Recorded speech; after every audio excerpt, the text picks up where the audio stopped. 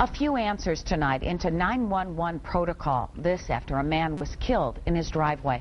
30-year-old Sean Pensinger was working on his Camaro when a jack slipped, pinning him underneath his car. Neighbors say they heard him yell, but when they called 911, the dispatcher told them to call back.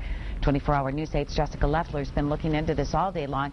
She has the latest now from the Wyoming Police Department. She joins us live. Jess?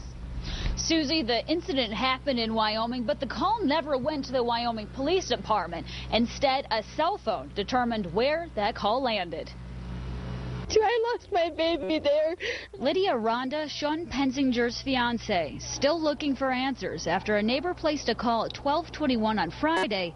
The neighbor describing an ungodly scream that says when he called dispatch, they told him to call back if he heard the screams again. And then 911 failed. That's the last person we expect to fail. Sean's truck now standing where the accident unfolded. On Friday, Lydia found Sean's body underneath his Camaro almost 40 minutes after neighbors called for help. Wyoming police say they received a call at 1:03 p.m. and were at their house in Wyoming on Oriole in 3 minutes. But for Sean, it was too late. In Wyoming, calling for help on a cell or a landline could determine who dispatches for help. It's going to be critical in how the call is handled. If you pick up a cell phone, expect that a Rockford State police officer is going to pick it up. That call will then be transferred to the Wyoming Police Department dispatch. And then we will dispatch police officers to the scene. Something like this has happened before. In 2006, at a fire in Arbor Lake Apartments, a man's call was transferred several times from Rockford MSP to Wyoming Police Department to Grand Rapids, then rerouted back to Wyoming again. It only took 3 minutes, but that fire was fatal, killing a Wyoming man. Wyoming police say calls need to be determined on a case-by-case basis. I wouldn't start drawing comparisons between calls.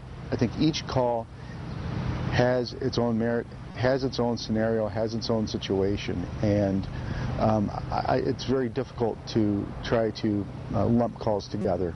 0.2 miles away from Pensinger's home is an active fire department. Lydia says they bought their house here feeling safe so close to authorities, and she'll keep fighting to figure out why help was around the corner but didn't come right away. If I could help one life out there, just one, just somebody, that's why I'm almost speaking for Sean, because Sean would have fought for me. The Michigan State Police at the Rockford Post were the ones to take that call that went into dispatch. They declined to comment at this time.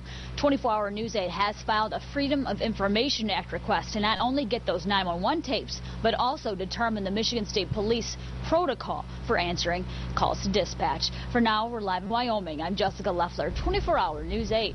Back to you.